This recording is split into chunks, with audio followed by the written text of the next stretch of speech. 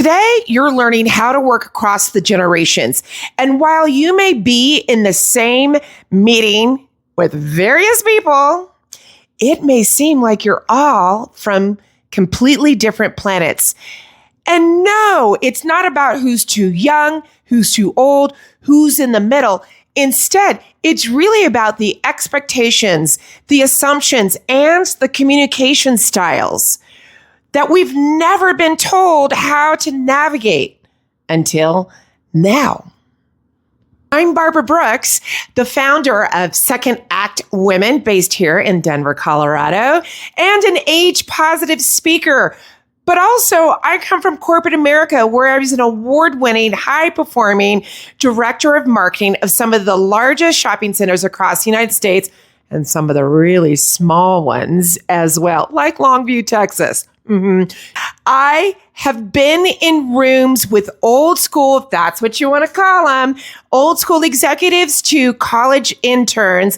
I've launched not just this company, but also a marketing and PR agency, spoken on corporate stages, met some really amazing women navigating career pivots and ageism in the workplace while bridging generational divides. Bottom line is, I have lived the challenges that I'm talking about today, or as I like to say, the opportunities, and I've actually seen what works.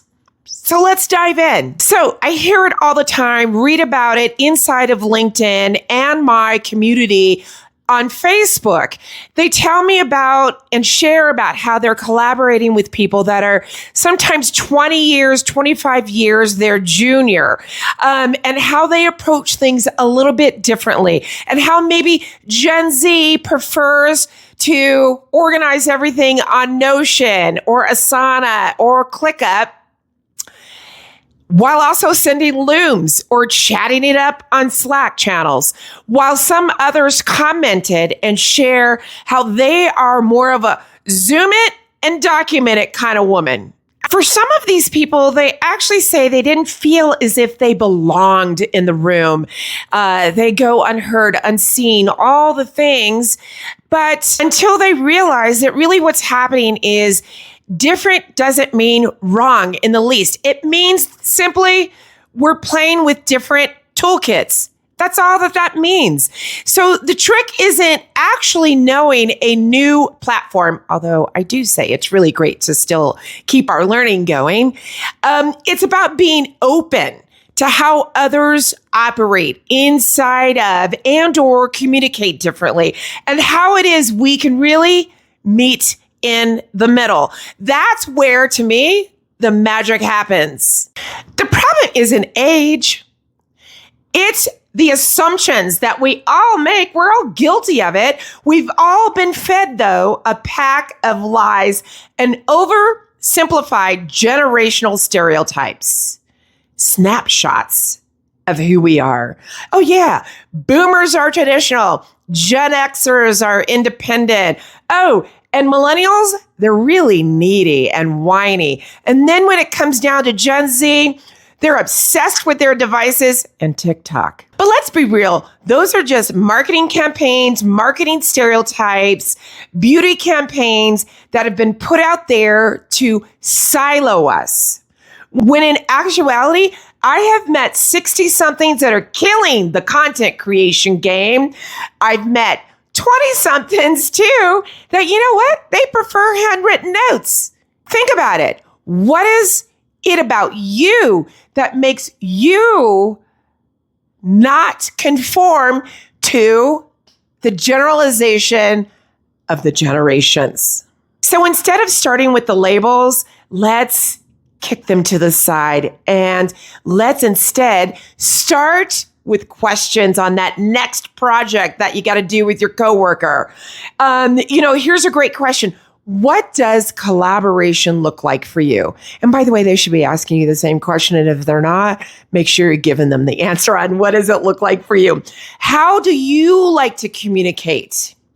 And here's another one. What frustrates you at work? You can ask that because, they're not your boss, right? So go ahead and ask that question. Let's get real with what frustrates you at work or with working on certain projects. When we lead with curiosity and not conclusions or assumptions about this person and their age, you start getting real answers and real connections.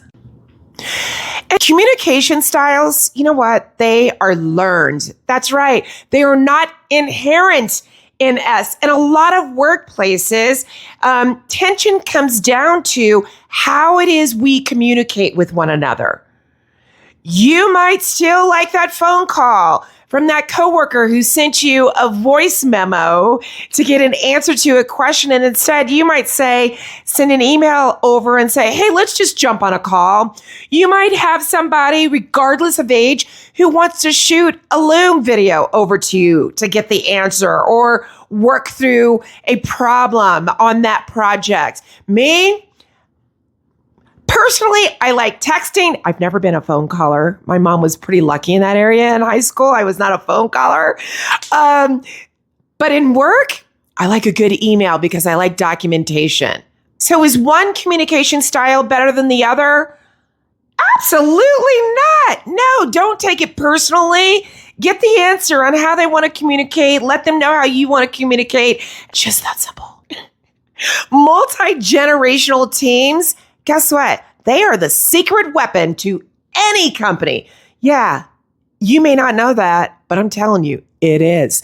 You know why? When we bring different generations together, I cannot tell you that without forcing us to fit inside of norms or shrink to fit a mold, magic happens. Here's what else happens. You get experience. You get critical thinking. You get fresh takes. You get brainstorming. You get innovation, long game thinking. You also get institutional knowledge and digital fluency. So much. And you know what else you get? The bosses really love this. The bottom line increases because suddenly everybody understands each other, regardless of what chapter number you were sitting at. It is your story, it is your skills, and they are your scars. You have earned them. You are workplace gold, but you have to own it. You have to own it and throw away those assumptions of who you are at this time in life.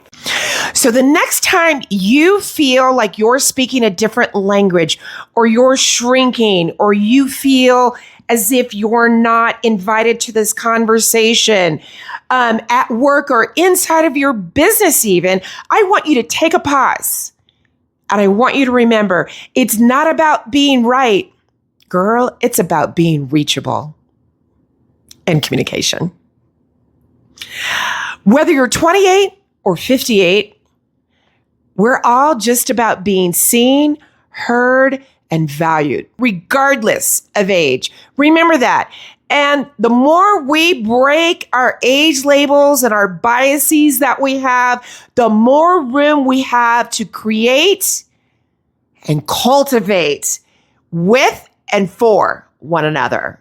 That's the beauty of owning all age groups.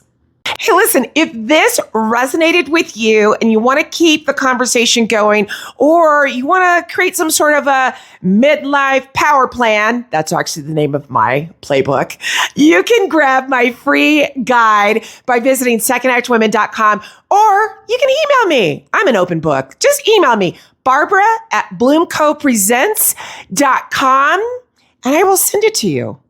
It's the Midlife Power Plan, 7 steps to owning this time in life to help you get ahead. I drop new videos every week right here on YouTube with real talk, practical tools, and stories by me and other women just like you that can help us really rewrite and get through and enjoy this time in life, because aging isn't a fade out. Oh, no, it's not. It's your live remix. And pretend you're sitting in your room in the 80s, mixing up your tape, because this is your next track on your soundtrack.